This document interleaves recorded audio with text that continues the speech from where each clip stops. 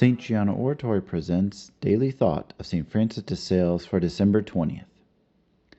Ships at sea have a mariner's needle, which always points to the North Star. Although the ship may be headed south, the needle never fails to point north. It sometimes seems that the soul at prayer is going straight south, since it is greatly bothered by distractions.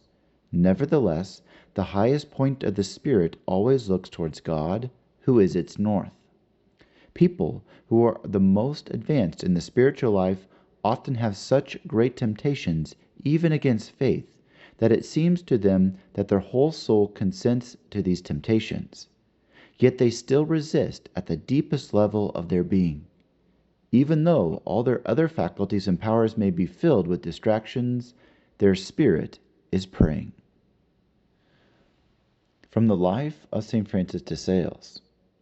In 1616, Francis de Sales went to the monastery of Six to discuss certain regulations. He had much to suffer because of the inclement weather.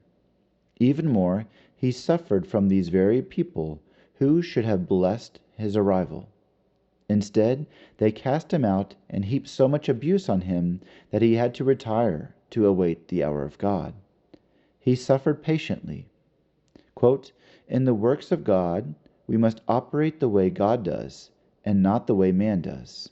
God is patient, long-suffering, merciful, and awaits our repentance. Man instead is hot-tempered, impetuous, and often is merciful only to himself." End of quote. Here, it is well to note that for nearly all his life, the holy prelate had at his side two persons who were most capable and virtuous, but of a disposition quite different from his own. Sharp and prone to contradict, either by way of joking or out of real resentment, they continually criticized all his actions and initiatives.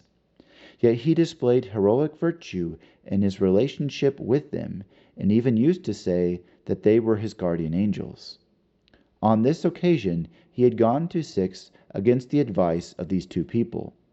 They did not miss the chance to harp on the uselessness of his trip, even asking him, jokingly, if he had wanted to go there to buy some ice, snow, rheumatic pains, and cold in these mountains, for fear that he might not have enough in Annecy.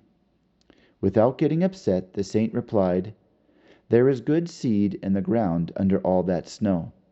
With a bit of patience, we will see the snow melted, and then we can expect to reap a good harvest."